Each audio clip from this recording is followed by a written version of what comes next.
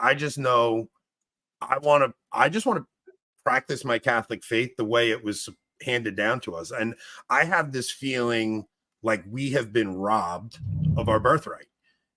Yeah, man, it doesn't feel Catholic. I'm just being honest. When I go to a Novus Ordo, it doesn't feel like a Catholic liturgy. It feels like I'm at a Protestant liturgy. I mean, legit. I think my wife was raised Missouri Synod Lutheran, and I think that liturgy is more Catholic than your typical Novus Ordo. If you think Francis is 100% the Pope without any doubt at all, and you're like, Francis is the most base Pope ever, I wonder what you've been watching for the past decade. Because, like, if you think it's not possible Francis is an anti-Pope, I don't know what you've been watching the past 10 years. Like, to me, then that alternative comes, okay, so maybe Francis is an anti-Pope, and that kind of explains a lot. Like, that, like, I don't know, but it kind of makes makes a little bit of sense. I just, it's at the point where, is this even the same religion?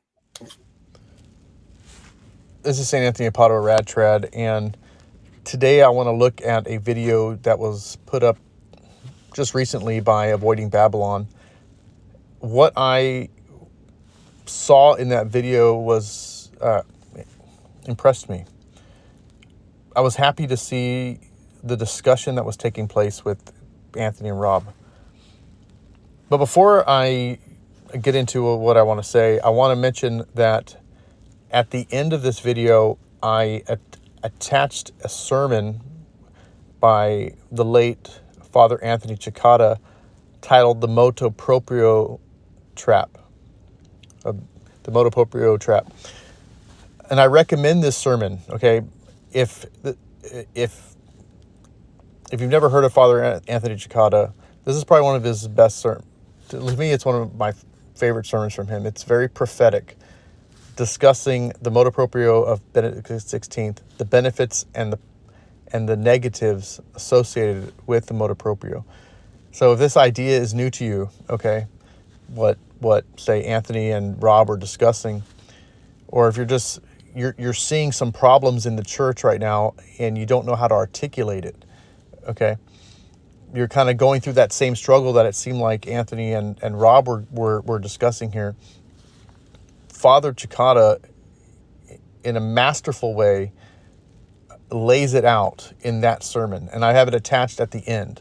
So I recommend, I mean, if you don't listen to anything of this video, listen to the sermon at the end by Father Anthony Cekada. Rest in peace. It's excellent.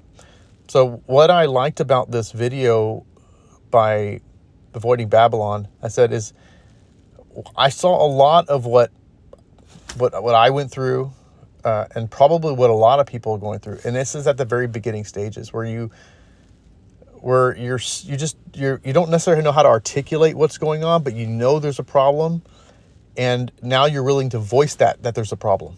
Like that there's no way to, there's a difference between what's going on in the Novus Ordo and what's going on in the traditional Mass. And that is just really the tip of the iceberg. And your eyes are starting to open up, and you're just kind of like, what do we do from here? Where do we go from here? So what I liked about what I saw with Anthony is this, a person who's going through this particular journey, this particular, just being honest about it. And what I liked is his just, I don't know, like he for someone like myself who said Vacantus, he didn't appear to have this ridiculous reaction to someone like myself, and instead it seems like he understands where we're coming from, and so I appreciate that, because to be honest, that's the direction that's really the direction he's en route to be honest. Like, once you see that iceberg in the ocean ahead of you, it's that once you see the icebergs there and you want to avoid, like, eventually you're gonna see the huge rocket that's underneath it. Like, he is just now seeing the tip of the iceberg, but there's so much more underneath it. And if you continue the particular trajectory you're going, God willing, you'll completely break from the whole Novus Ordo religion and just follow the traditional faith completely, which it seems like what you're in your heart are trying to do anyway. Like I mean, you even said that the Novus Ordo was Protestant. So we're going to talk a little bit about. I put some clips. I'm gonna play some of these clips and then discuss them a little bit, and then keep in mind at the end, I have the sermon from Father Anthony Cekada, which I think masterfully puts all this sort of together. And I'm hoping that Anthony will listen to it, and others who are new to this understanding and who really want to hear truly and prophetically what's going on. Now, in this first clip, Anthony's discussing a situation would happen with him with that meaning of Catholic, which I don't want to get into, and so I kind of edited some of those things out. But it seems like in that whatever took place with that, he's noticing different camps that are forming within within the Novus Ordo, even among his own friends and associates, that if you begin to question certain things or associate with certain priests or whatnot, or have these certain ideas or things that are going on, that certain people are put in certain different camps, and that it starts to get confusing to see what does it mean to actually even be a Catholic. If I start questioning these things over here, am I now considered a crypto deity? Because I start looking at things. I'm thinking like a Catholic, and I want to express these different ideas and talk with these certain people. Now I'm suspect because I'm too far to the right, or I'm not more to center as other people want. And he's just noticing that there's not this real unity going on in the church, and what he sees as the church. So people like he mentions Father Isaac and Father Mosley, that they're just behaving as Catholics, living like, but they're considered to the extreme. They're considered radical, or rad trad, or whatnot. So they're to the extreme, but in his mind, he's like, they just basically are Catholic, and they've always behaved as Catholic. They're just behaving like Catholic, but the goalpost has now been moved so much that we can't know really what it means to even be Catholic anymore. It's so there's this mass confusion.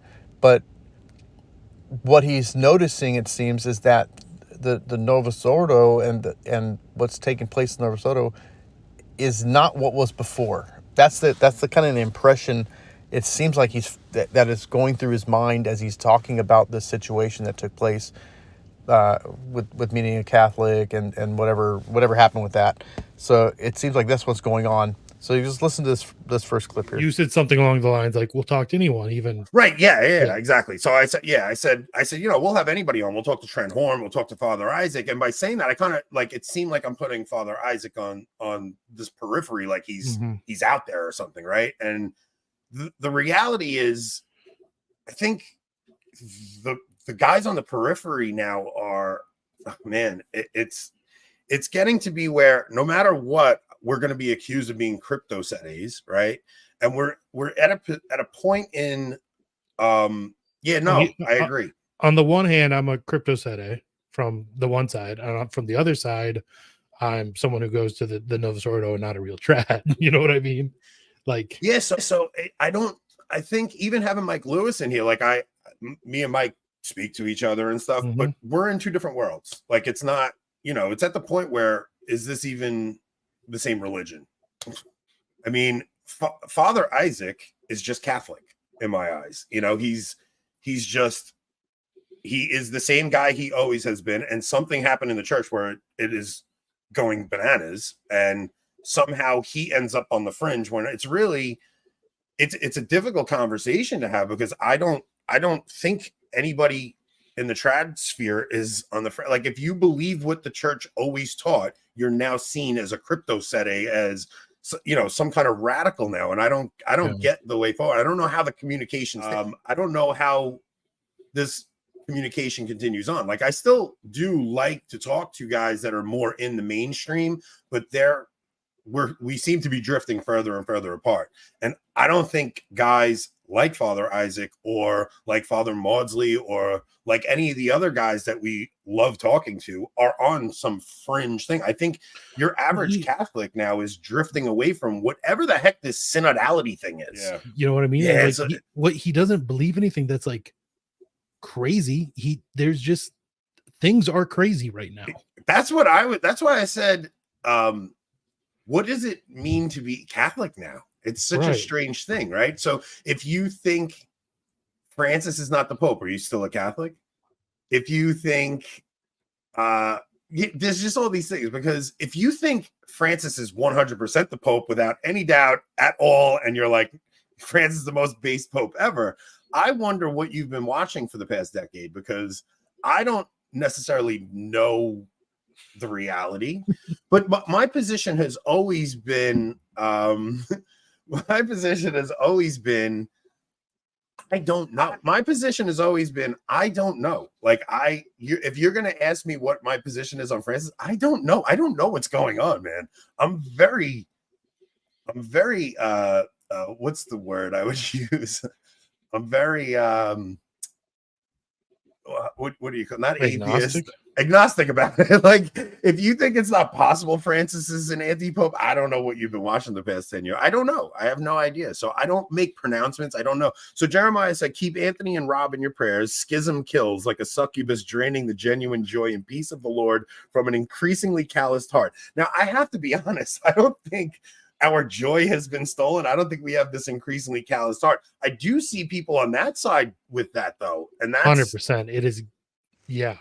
See, at the end of the different clips that I edited here, at this point, I think Anthony is just being very, very honest and very, very real about what he's experiencing. And this experience that he's talking about is something a lot of us have gone through, especially those of us in the Sedevacantist camp.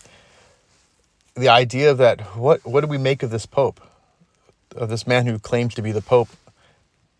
Is he an anti-Pope? Is he not anti-Pope? Because anybody can see that what he is saying is not Catholic. So it's like, well, what do we make of this?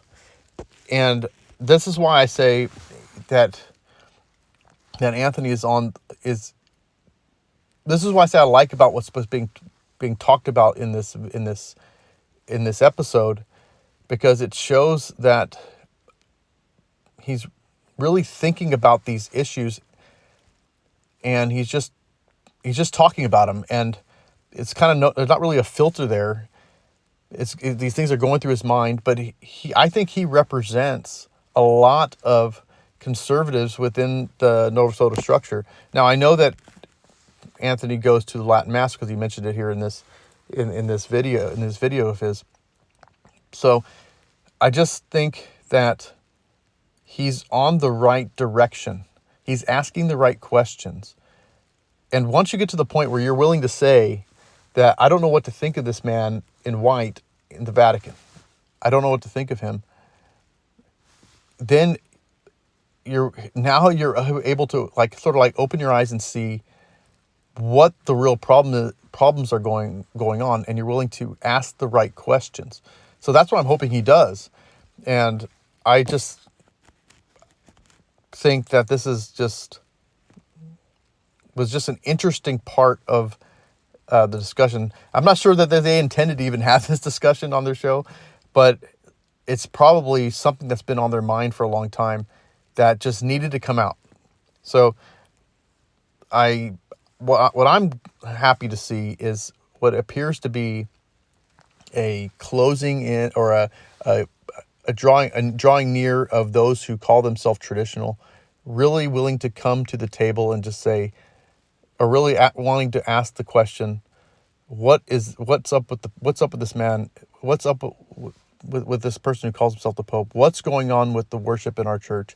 What is going on? And asking the question, is it possible that this man is not a true Pope? You know, is it possible that something has gone really wrong? You know. But that's the other irony of it, right? So we may not be on that trad roundtable, but we do get a lot. Like, our chat tends to be a trad roundtable a lot of the time. It's a strange time in the church. That's all I know. And I don't know, man. I never want to make it like the guys on the trad side are the crazy ones, because they're not. I mean, I think I have to just embrace the trad label, because I don't know what is going on the other side. I don't know how unity continues. I don't know what I just think we have to get beyond this papacy to see what happens next. I don't know. I think it's either going to be solved by a following papacy, whether it forces a schism one way or the other, or will be united by some sort of greater outside threat, a secular government, something like that. The main point is this practical atheism is rampant in the church, and we're at a point where the hierarchy does not care at all what God thinks about anything. When it comes to worship, when it comes to dogma, doctrine. So in that trad roundtable, they were discussing the liturgy itself and what would happen. It was 3 years since Traditionalist Custodes. Was it effective? And Nick Cavazos brought up, we're all talking about the liturgy here. Pray for Nick. Nick's not feeling well. I mentioned that, right? Yeah. So he brought up, he said, we're all talking about the liturgy here as if this whole argument is actually about liturgy, and it's not. It's actually about doctrine and dogma, where this new era in the church tends to just overlook anything doctrinal for the sake of unity, which I think we're guilty of doing on this show. So I kind of just felt the finger being pointed at me. Right? Is what we're doing some kind of practical atheism? It's not practical atheism what we're doing. I want Catholic unity, right? That's important to me. And what does it mean to be Catholic? I mean, if you look throughout any time in church history, it was always who's in communion with their bishop and the Pope. And it's getting to the point of such absurdity that I don't know how that works anymore. Yeah. And that's what's the most important part, is the doctrine, the faith. Unity without the sake of doctrine is no true unity. Unity without the faith is not true unity. And that's the main issue that's going on between the true Mass, the Latin Mass, and the Novus Ordo. The Novus Ordo expresses modernism. It's the religion of modernism. It is not the Catholic faith. Doesn't express the Catholic faith. It is a modernist expression. It is a modernist religion. It is a modernist Mass. So that's why it's important that they're realizing that they said maybe we've done the same thing, that in the church hierarchy, they don't care anything about God or the worship of God, or even talking about spiritual things or whatnot. He mentions that maybe even their own show they've been practical atheists in the way they've come across in addressing issues or whatnot. And that they really need to think about what is the doctrine. And that's the problem. That's the thing that we really need to focus too, is once you realize that there's something rotten going on in the Novus Ordo, and that it's more than just the Mass. The Mass is the focal point that everyone notices right away, but it's more than just the Mass.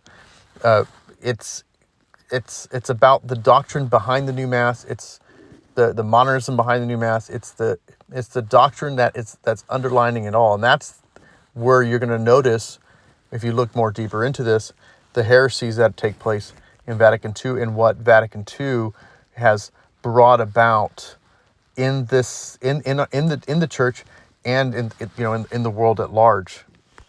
Now, in this next clip, Anthony and Rob talk about Summorum pontificum, and this is probably one of my favorite parts of this entire episode, because what I think they discuss regarding this issue of Summorum pontificum and the motu proprio of Benedict XVI expresses what a lot of people experienced, because I think they realized there was something missing that they never knew was missing.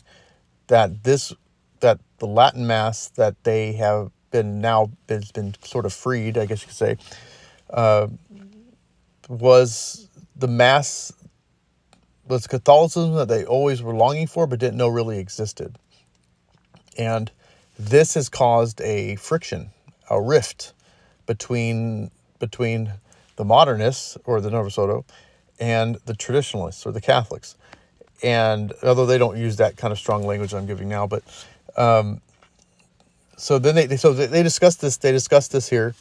Their thoughts on Summorum pontificum and how it's affected and played out in their own lives, and just to give their thoughts. But just keep in mind that at the end of this, I have the sermon by Father Cekada where he discusses the motu proprio masterfully and really lays out basically what they're saying, or what they're trying to articulate. Father Cekada masterfully shows. It's almost prophetic. That sermon. So I can't recommend it enough. So I don't really have much to say in this particular about this particular section. Only just to listen to it, hear just what they've experienced with being exposed to the true Mass, and it's that exposure that is causing that rift. And it's going to cause that rift. It can't help but cause that rift, because once you start going to the true Mass, you see just how un-Catholic the old Mass, the new Mass is. It cannot help but cause that rift. It cannot help but cause this division, because you're bringing light and darkness. It's gonna it's oil, it's water and oil. They can't be together. It's like two religions under one. It's just not going to happen. So just listen to this section and just keep in mind of the homily that is at the end. So, Mike Lewis today said that Benedict's biggest mistake of his papacy was Summorum pontificum. And I said, okay, now, do you think if Summorum never came out, because he thinks the liturgy is what's dividing the church right now. And I said, if Summorum never came out, do you think there would be less resistance to Francis? I don't. So in a weird way, I almost agree with him, but for the opposite reason.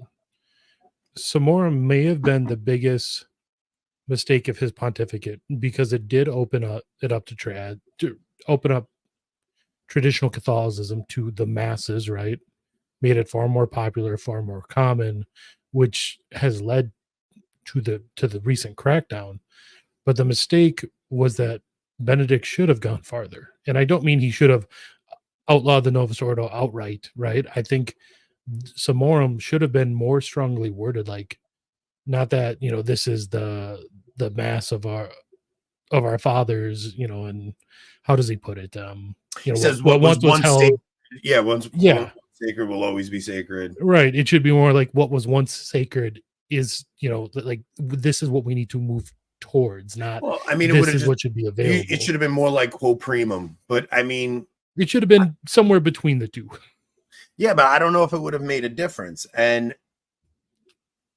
the thing is, okay, so we have to really think about this. Let's see it from Mike's point of view here. Now, the Latin Mass did serve as a rallying point, right? It was because even people that never went to the Latin Mass, you still have that resistance to Francis. You see people are very upset with what he's doing, but the Latin Mass, the availability of the Latin Mass gave people a place to go, almost as a middle finger to what's going on in the church. It's like, oh yeah, well, we're going to go flock to this thing.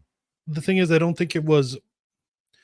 want to say that I don't think it was so much the liturgy itself, because I mean, the liturgy is, if the Eucharist is the source and summit of our faith, and that in a sense it extends to the liturgy of the Mass too, of course. But I think what made it a point of unity for trads was just that it finally created a community where they could gather, even if it was only once a week or even once a month, in some cases. Before that, there was nothing more than what was online or in certain publications before the online world, stuff like that. So I think widening that availability just gave more community to trads where they could live as traditional Catholics. he might have a point here, right? So I think it let the trad ideology spread more widely, but you're seeing it as an ideology, Mike. I just see it as It's the traditional Catholic Catholicism. faith. It's just Catholicism. And I think what happened was, look, you had Taylor Marshall and a bunch of other guys going, go to the Latin Mass, go to the Latin Mass. So it seemed like this rallying point that everybody was going to. But I think once people experienced it, it was like, wait a minute, this is the Catholicism that I was hearing about in those Scott Hahn talks, right? This is crazy that I never knew this existed, because even when Summorum came out, I didn't even know about the Latin Mass. It wasn't until McCarrick broke that I found out about it. McCarrick break, like I knew I had heard about it, but I didn't know what it was. And then once I had gone, it was like, oh, this is what Catholicism really is. So even when we're arguing with Protestants on Twitter, I'm not arguing this new version of Catholicism. I'm arguing this past version that almost doesn't exist anymore. Because the new version just gives them ground. It gives them ground, but it's just so wishy-washy and doesn't stand for anything. And it's just, I don't know. I mean, you'll bring up some point about even the church fathers and how even dogmas and doctrines, and they'll throw something Francis said that contradicts what seems to contradict Catholic dogma. Yeah. And it's, I don't know where the conversation goes, man. We're in a tricky time. I don't want to offend anybody intentionally. I just know I just want to practice my Catholic faith the way it was handed down to us. And I have this feeling like we have been robbed of our birthright. And everything going on in the church now, from synodality to the election of everybody Francis chose to bring up to, okay, so the last Novus Ordo I attended to, there's a guy who walks up with his 2-year-old in his arm. I was going to ask you about what was it, because you sent me a text after, and I don't know if you want to say what that text said, but you sent me a text, and I was wondering what caused it. Now, in this last section, Anthony talks about his last experience at the Novus Ordo Mass. And Rob asks a very important question. He says, what would you do if they take away the Latin Mass? Where would you go? What would you do? And that is that may happen. And, hopefully, I said, as they continue, as Anthony and maybe Rob continue to look into this issue more, they'll get to a point where they'll be able to say in conscience that I would never go to the Novus Ordo because it's Protestant. It's not Catholic.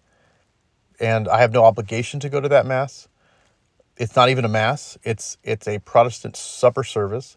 It's not Catholic, and we should never go to it. We should avoid it at all costs. Now, I know that to get to that stage, to be able to say that takes time. But ultimately, that's the freedom we have when we know that when you know traditional Catholicism, true Catholicism, you recognize that the Novus Ordo is not that, and it frees you from having to put yourself in a position where you feel like you're obligated to go to the sacrilegious event that's taking place that you think that you're obligated to go to because it's supposedly a Catholic Mass and I'm obligated to go to Catholic Mass. That is not a Catholic Mass, but I know that it takes time to get to that level. But I just think the conversation here is interesting, that everyone who says that they love the Latin Mass, or, that they're going to have to come to that conclusion. And ultimately, I think if you're going to the Latin Mass long enough, you're going to realize that that's real Catholicism. The Novus Ordo is not that. And once you get to the point where you realize that the Novus Ordo is damaging to your faith, it's going to destroy your faith. It is not Catholic. It is a spiritual danger to be there. And if you come to that conclusion, when you realize that you have an obligation to avoid it. And that is not pleasing to God to be at a modernist Mass, quote unquote, which is going to destroy your Catholic faith. If you continue going to that Novus Ordo concoction, you will no longer be Catholic in your mind and in your thinking. But I said it. I know that it takes time to get to that that realization. It took me some time, I wanted to avoid it at all costs. I would try to find any way not to go to the Novus Ordo because I felt like I was obliged to go to it until I realized it. So it took time to when I realized that this is no different. Is no different than any Protestant service. And as much as I am forbidden to go to a Protestant service, I should never even put myself into a place that's sacrilegious like the Novus Ordo. So just listen to this next section. I find it interesting, and then that's it. At the end is the homily. It was just a guy walks up with a 2-year-old baby in his hands, puts his hand out like this, and the priest puts it in his hand and he pops it in his mouth like he's popping an Advil. Then it just watching the way this whole thing happened, listening to the homily, and this is like a conservative Novus Ordo, and I was just horrified. And I only went because they had confession, and I wanted to go to confession, and I wound up sitting through it, and I didn't receive, and I'm saying to myself, I can't attend this mass without sinning in my heart. Like, I'm sinning in my heart. I'm judging everybody. I don't like. I've been better off staying home. I don't know what to do in that situation. There's now, what if? And you don't have to answer this. You might not be able to answer it right now, but what if hypothetically the crackdown does come and a mass like that is your only option? I'm going society. I'm being honest. I suppose you have the society. I have the society. I'm going society. Okay. What if you didn't have that within even close to a reasonable driving distance? I don't know. Because like if the TLM, if diocesan TLMs do disappear, yeah, the society is an 8-hour round trip drive from yeah. No, dude, I don't listen. I'm not. I don't know what to do, man. I'm just there's an Eastern liturgy. I am pretty lucky liturgy wise, because the nearest Eastern liturgy is also an 8-hour round trip. That's a good question. What would you attend? The Byzantine liturgy or a Novus Ordo? Because part of me thinks it's such a LARP for me to go east. Well, what's more of a LARP? Like, I understand that. Like, we're not Eastern Catholics, we're Latin Catholics, right? But at the same time, what's more of a LARP, to attend an apostolic liturgy or a liturgy made by committee in 1970? Like, I'm always going to attend an apostolic liturgy over the Novus Ordo. That's just going to be the way it goes. I just part of me is alien. Oh man, you know what it is? After being exposed to the Latin Mass for as long as I have now, I don't know. Maybe if I went to a Byzantine liturgy for a period of time, I would feel more at home. I think you would, maybe not the first couple of times, but after a while, you would actually see how it is in essence more similar to the TLM than the Novus Ordo ever could be. You think so? I think Dr. K does a great job in the Once and Future Roman Rite, showing that the essence of the TLM is very similar to the essence of the Byzantine and the Maronite and Melkite and other apostolic liturgies, and that the Novus Ordo is such a large departure from that. Yeah, man, it doesn't feel Catholic. I'm just being honest. When I go to a Novus Ordo, it doesn't feel like a Catholic liturgy. It feels like I'm at a Protestant liturgy. I mean, legit. I think my wife was raised Missouri Synod Lutheran, and I think that liturgy is more Catholic than your typical Novus Ordo parish. I've seen Methodist liturgies that are more reverent towards. I don't want to say reverent because there's God's not actually there. God's not actually there, but aesthetically more reverent than many Novus Ordos I've been to. Yeah, and to me, the people that say Reverend Novus Ordo, first off, I don't think they actually have a Reverend Novus Ordo. Like, I think they're so desensitized to irreverence that they don't even know what's irreverent anymore. I really think that's what the Novus Ordo has done to the Catholic sensibilities. Like your Catholic sensibilities have been so desensitized from that you say among in the Hail Mary. Yeah. they you think nothing of a woman lector. You think, and even if you have a parish that's like, okay, it's only altar boys and it's ad orientem, I don't know, man. I've only been to one of those, and it definitely felt, it at least felt Catholic, right? You know, when you have it to the bells, like all the bells and whistles, and there's actual Gregorian chant. But bro, where is that? Like, where is that happening?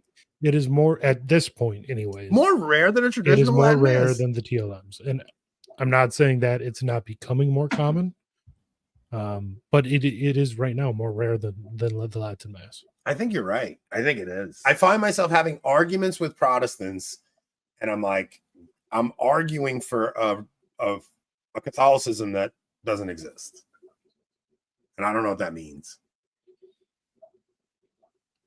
Yeah. Like, to me, then that alternative comes, okay, so maybe Francis is an anti-pope, and that kind of explains a lot. Like, that kind, like, I don't know, but it kind of makes makes a little bit of sense. It makes I don't know if I want to say it makes more sense, but it solves a lot of issues, right? I don't know. I don't know if it creates more of an issue with the election of the next pope. Like, I don't know. I'm just a layman. This is not for me to figure out. Way above my pay grade, right? I just need to get myself, my wife, and my kids to heaven. All right. So what do you think you'll do? Well, you're pretty set in your draw. So your closest TLM is a diocesan, right? That's Michael Matt's parish and stuff. No, not Michael Matt's. Is that FSSP? That's Michael Matt's parish is my home parish down in 8-hour round trip drive. Oh, okay. The parish I grew up in. Our nearest TLM is a diocesan TLM. That's a 4-hour round trip drive. 4 hours round trip isn't that. No, we make it as often. It's doable. Yeah, we make it as often as we can. It's doable. It stinks because it's your entire day. Yeah, in the winter we don't make it near as often because the roads are often bad between here and there. But we make it as often as we can. See, for me, it's the opposite, because we always have stuff going on in the summer, and it's hard for me to just stick mass because it's always at an awkward time. It's never like an early mass. It's like right in the middle of the day, and it's our TLM's at 1 p.m. So we have to leave by like 10:30. We won't get home until, if we leave right after mass, we're not going to get home until 5, which you got to do what you got to do. Yeah. I'm not, I don't want to make it seem like that's the end of the world, because it's not, but there are times it's just not doable. It's just crazy because it should be up the block. Mm-hmm. It's absurd that Catholics are put in a position where they have to drive 2 hours to go to a liturgy that isn't going to damage the faith of their children. Yeah. And that's where we are as Catholics in 2024. Now, do you think so? All right, I've had this argument with Joe Boca. He thinks Summorum pontificum was a bad thing because Joe's a society guy. Like, Joe is just Nick Cavazos. So I think Cavazos deep down wants a further restriction of it, because he wants there's almost this. It would be clarifying. But that's what I mean, right? So there's almost this pretense that things are okay, because as long as I can catch my diocesan TLM, I can ignore the reality of what's going on in the church. Yeah. I mean, I've lived that way. I have lived that way. It's like, okay, I love my diocesan TLM. I go there. I raise my family Catholic. I could kind of ignore what's going on in Rome as long as I have a good mass to go to. It's a really good parish. I love everybody there. So I can kind of ignore the doctrinal issues that are happening in the church and just live as a Catholic. Now, if they take that away, I'm going to be put in a position where it's, okay, what's going on here? Right? And that's the position Lefebvre was in when he sees a Buddha statue on the altar. Yeah. So Joe says it's a schizophrenic Summorum was a schizophrenic document. But I say it was a good thing regardless, Joe, because it exposed so many people to tradition, right? So that's I would argue that there were probably a fair number of souls saved because of it. right? And even Oh, if for sure. it doesn't, even if it, I gotta say, Mike Lewis we're not is right. utilitarian. So From Mike's point of view, Summorum pontificum is the worst thing that ever happened under Benedict, because it exposed so many people to tradition and it put this stark contrast. Dude, think about the Pope splaining that was going on early on in this pontificate. yeah. I'm a new convert. I was confirmed this last Easter. Never been to a TLM, but I attend the Reverend Novus Ordo, Ad Orientem, Communion Rails, High Altar, Incense, most receive on the tongue, etc. That's you are in such a rare circumstance that you should praise God for that, because it's for the most part, it is a liturgical wasteland out there. Mm-hmm. So many people were exposed to the Latin Mass and to tradition through Summorum pontificum that I think this ban that's coming, there's going to be a lot of resistance. Now, this rumor that's out there, this rumor popped up last year. Yeah, but there's one big difference between the rumor then and the rumor now. What's that? The rumor now is a few months away from the end of all the end of all the permissions that were given out. Like our diocese and TLM was given permission. That's right. Yeah, so they all got these extensions until October right? 2024. Right? So the end of all those is within 3, 4, 5 months. So all of you that got your extension, right? So what they did was they condensed. If you had 4 Latin masses in your diocese, they got condensed down to 2, and they got an indult to go for an extra year. Right. Those are all going to come to an end, and they're going to squash those. So I think that's why when the rumor came out last year, it didn't make a lot of sense, because all these parishes, the Vatican gave them something in writing saying you have until fall of 2024. But now that's only a few months away. So to reintegrate all your traditional parishes back into the Novus Ordo. Yeah. All right, so that's different. But I don't know. Miserior super turbam. I have compassion on the multitude. Words, my friends in Christ, taken from today's gospel. In the name of the Father, and of the Son, and of the Holy Ghost. Amen. Our Lord himself is the true bishop and the shepherd of our souls. He is not the wolf. And it is our Lord who feeds us lest we faint on the way.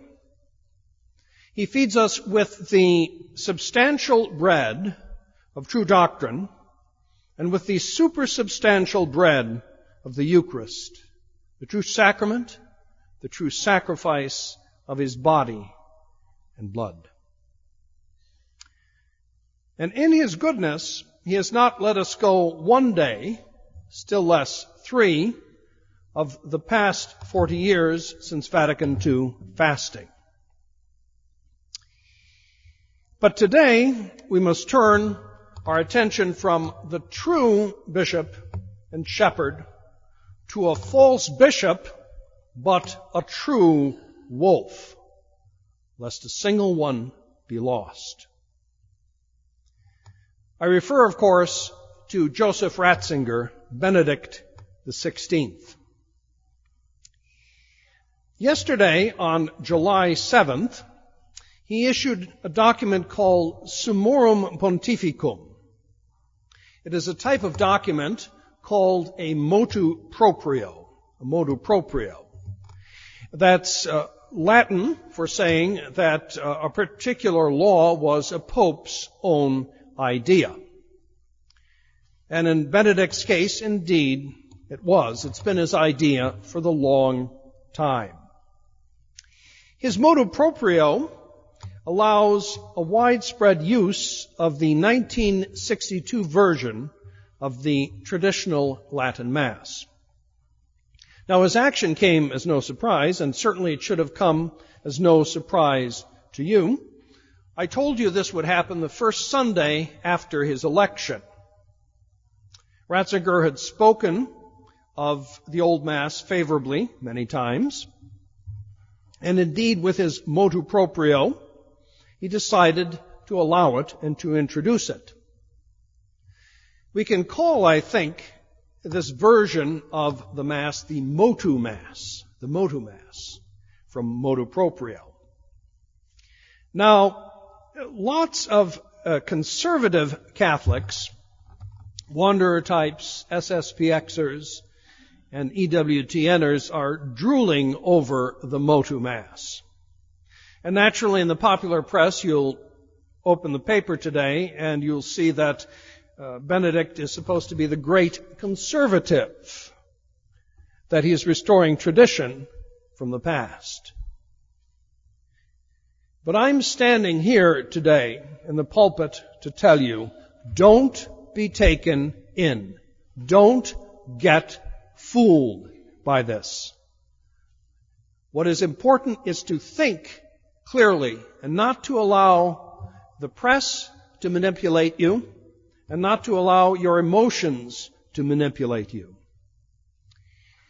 Ratzinger was a modernist at Vatican II. He was one of the principal modernist theologians there. He's a sly and he's a slippery old fox. The Motu Mass is part of his ecumenical agenda. He wants to get everyone, including traditional Catholics, into his ecumenical one-world church. I wrote an article on this issue. We will pass it out with the bulletin today.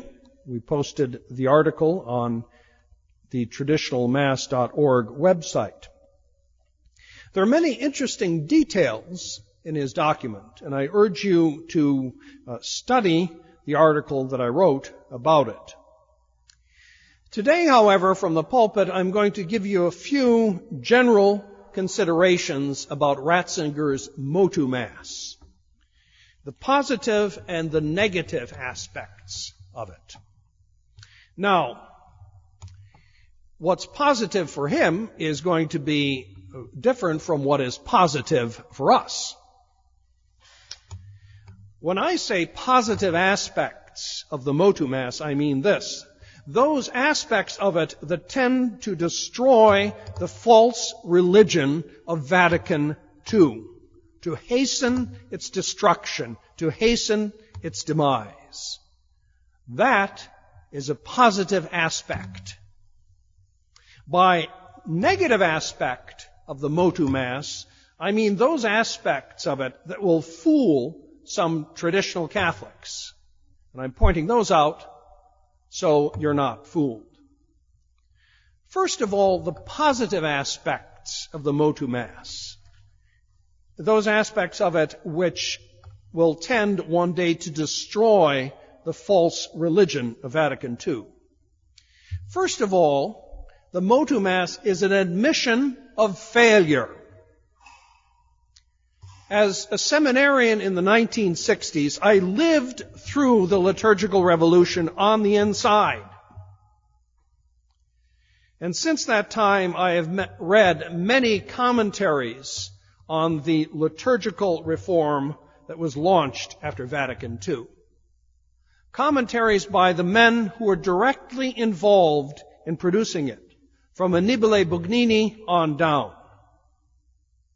I can assure you, having lived through those days and having read the works of these men, there was never any question in those days of restoring some form of the old Mass, nor even allowing it to survive. The new Mass was supposed to be a great step forward. In 1969, Paul VI gave 2 general audiences in November of that year. And he defended the new Mass against the criticisms of the Ottaviani intervention. He said, the new Mass is not a fad. It is not an experiment. It is a step forward toward greater richness. He said, let us not speak of a new Mass, but let us speak of a new age in the life of the church. Well, after 40 years, that new age is over. The new Mass was a disaster for vocations, a disaster for the priesthood, a disaster for Mass attendance, a disaster for seminaries, and a disaster for Catholic doctrine.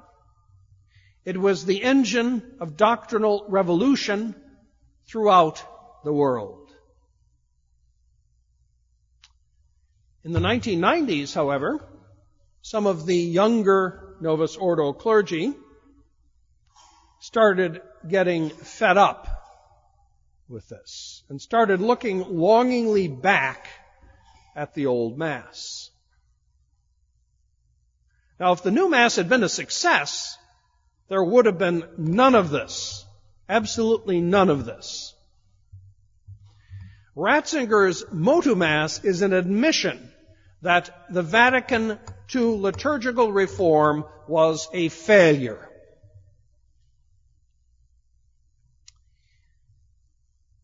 Secondly, the second positive aspect of the Motu Mass is this. It will be a cause of division in the enemy camp. Ratzinger put all sorts of safeguards into the documents introducing the Motu Mass to try to prevent divisions. But it won't work. It won't work. We just take the example of the Novus Ordo Church in the United States. Most Catholics live in the suburbs. And your typical Ordo churches in the suburbs are run by committees. And these committees are loaded with liberated and empowered and aggressive laywomen, often on salary. I know this because I have friends, old classmates, who are priests and pastors in the Novus Ordo. Now, these committees, run by liberated women, dictate the policies in suburban churches. And they and their fellow suburbanites, they like the easygoing new Mass. They like the easygoing religion of Vatican II. They like it all just as it is. And merely suggesting an old Mass under these conditions will cause conflict and strife. Good. Multiply this by a few parishes per diocese, and we will see the enemy divided. Good. It will advance the decomposition of the false religion of Vatican II, and it will speed the restoration of the Catholic faith.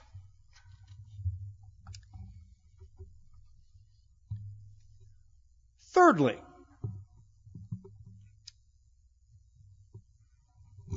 there are a number of organizations in the Novus Ordo Church that are permitted to use the Old Missal.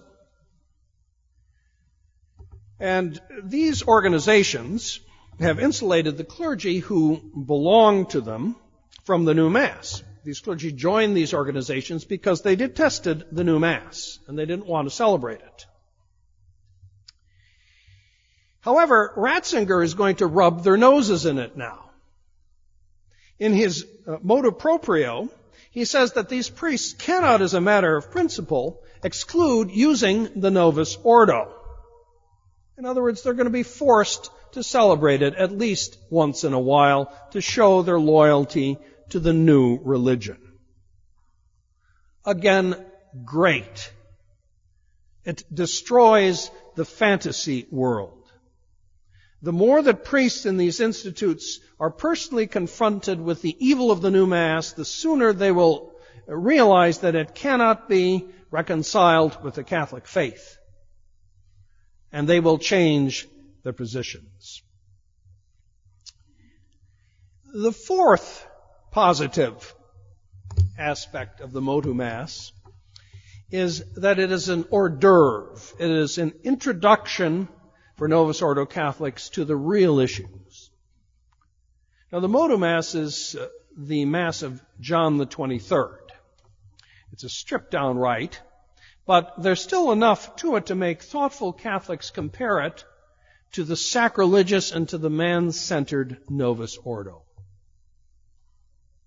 And I've seen this happen many times, that for certain types of people who are sincere and thoughtful, they will look then beyond the liturgical question to the even larger doctrinal issue, the heresies of Vatican II and the post-conciliar popes. And eventually they will embrace the only logical position for a faithful Catholic: repudiation of Vatican II and sedevacantism. That is to say, repudiation of the authority of the post-Vatican II popes. So those are the positive points. Sign of failure. Something that will divide the enemy. Something that will force conservative priests to be logical. And an introduction to the real issues. Now, briefly, the negative aspects of the Motu Mass. By this I mean those aspects that will fool traditional Catholics and compromise them. First of all, the Motu Mass attempts to co-opt traditional Catholics with the notion of diversity and subjectivism. The trads who promoted the Motu Mass will consider its approval a resounding defeat for modernism, but they're fooling themselves. In fact, it's something different, that with the Motu Mass, modernists like Ratzinger will now co-opt unsuspecting traditionalists who go for it into their own subjectivist program. 100 years ago, in Pascendi, Pope St. Pius X condemned modernism because it spurned dogma and it exalted the religious sense of the individual believer, subjectivism. Very interesting to note. From 1984 onward, when the modernists in the Vatican started to allow authorized celebrations here and there of the traditional Mass, they always did so on the basis of slippery and subjective modernist categories. Never on the basis of doctrine or dogma or anything like that. So their language uses expressions such as, there are different sensibilities, feelings, legitimate diversity, enjoyment, charisms, cultural expression, attachment, and so on. And it's the same thing with the motu of the modernist heretic Ratzinger. That he says he's allowing this because of attachment that people have, affection, culture, personal familiarity, marks of identity, something that's dear to them, attraction, a form of encounter, a sacrality which attracts. All this is the subjectivist language of modernism. Everything is reduced to the subjective. 100 years ago, Pius X warned in Pascendi that modernists, especially when it comes to the sacraments, that everything in their system is explained by inner impulses and inner needs. How much clearer could it be? So let the traditionalists who promoted the Motu Mass say what they will, that for Ratzinger, the Motu Mass will make them one more color in the Vatican II diversity rainbow. The second negative aspect is this. Traditionalists become a side chapel in an ecumenical church. Ratzinger's principal heresy, the one we could say he almost invented, the Frankenchurch heresy, views the church as a communion, a type of ecumenical one-world church to which Catholics, schismatics, and heretics all belong in one way or another. And according to Ratzinger's catechism, everyone is part of one big happy people of God. Elsewhere in his church, you have people singing Lutheran chorales, guitar masses, Gregorian chant, communion in the hand, altar girls, lay Eucharistic ministers, Hindu and African enculturated liturgies. And down in Mexico, south of the border, you get mariachi music. So, in this rainbow, it is not surprising that Ratzinger would offer traditionalists the Motu Mass, and with it a large and comfy side chapel in his ecumenical church. It's just one more option to choose. And this is emphasized by something else in his Motu Proprio. The Novus Ordo, he says, in other words, what we know as that ecumenical Protestant modernist sacrilege that destroyed the Catholic faith throughout the world, the Novus Ordo, he says, is the ordinary expression of the law of prayer in the Catholic Church. The ordinary expression of the law of prayer in the Catholic Church. And this Motu Mass that he's introducing, this form of the Old Mass, is what? Well, it's an extraordinary form of the Roman Rite.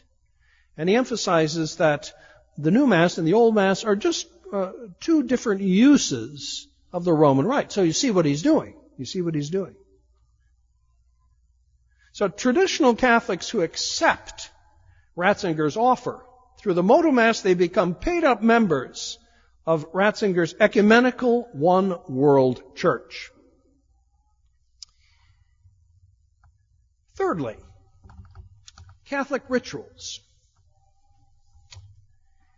Now, the rituals and prayers of the traditional Mass are based on doctrines that, in effect, the Vatican II Church now denies. I told you the Sunday after Ratzinger was elected that he will give you the Latin Mass, but he will not give you the faith behind it. He will not give you the integral Catholic faith.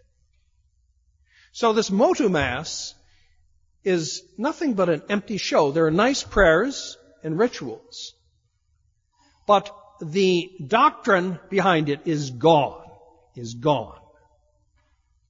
And the clergy who are involved in indult organizations, those organizations in the new church that are permitted already to use a form of the Old Latin Mass, they're of course not permitted to say anything about this because they're part and parcel of the new church.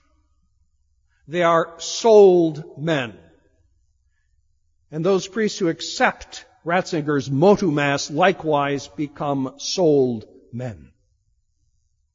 All prevented from condemning the heresies of the Vatican II religion. The fourth negative aspect of the Motu Mass is this: non-priests offering invalid masses. There was a Capuchin priest in the mid-1970s, Father Karl Pulvermacher, traditionalist priest. He worked with the Society of St. Pius X, and he was the editor of their publication, The Angelus.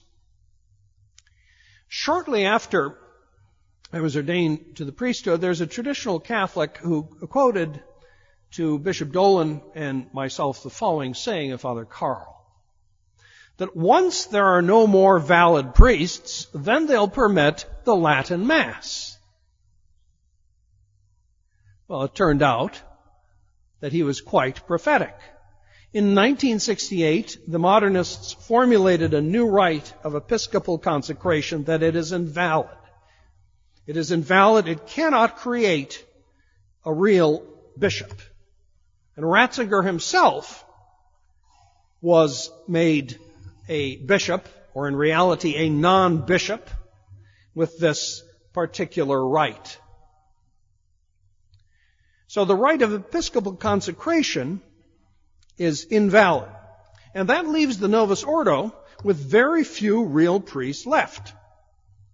So, wait for all the pictures of pretty Motu Masses in different cathedrals, the nice vestments, the incense, and so on. And remember this, it is all an empty show. Without real bishops, there are no real priests.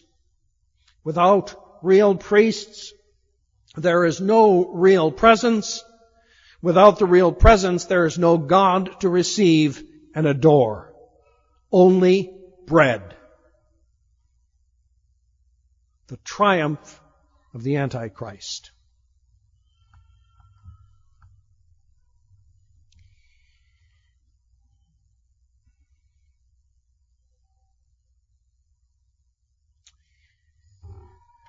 Finally, in the long run, the Motu Mass will contribute to the steady decline of the post-conciliar religion. That's in the long term. It will also contribute in the long run to the eventual death of Vatican II. People will come to reject it all one day. Vatican II was Ratzinger's baby, his modernist devil baby. And for that baby, limbo was never an option. At all this, we can only rejoice.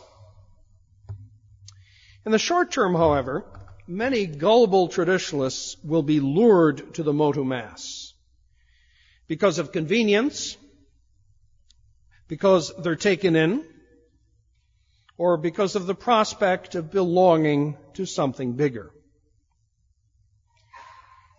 However, don't be fooled.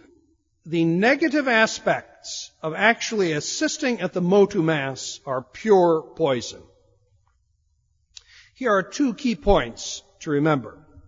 First of all, in most cases, your local Motu Mass will be invalid because the priest who offers it will have been ordained by an invalidly consecrated bishop. It's only bread. Secondly, the Motu Mass is part of a false religion. Part of a false religion. Sure, people at the Motu Mass have a Latin Mass, perhaps. Perhaps the bishop of the diocese is generous and even lets them teach their children the Baltimore Catechism. But the co-religionists in the Church of Vatican II, in which the Motu exists, they have their Mass too, and their catechism. And all this is approved as well. And by assisting at the Motu Mass, you become part of it all. Part of this false religion. You affirm that the differences between you and the folks down the road, the difference between us and St. John's and St. Maximilian's, for instance, that all of this is merely cosmetic, that it's all insignificant, that there's legitimate diversity and diverse sensibilities worthy of respect. That's what JP2 said. Stimulated by the Spirit. Legitimate diversity. That's what he said to the Fraternity of St. Peter about their apostolate of offering the Old Mass. Beware. Don't fall for this nonsense. Don't get drawn into it. As faithful Catholics, you should be disgusted at the thought of compromising with heresy and becoming one more color in the modernists' liturgical and doctrinal rainbow. You therefore have only one choice: to say no to the Motu. God bless you. In the name of the Father, and of the Son, and of the Holy Ghost. Amen.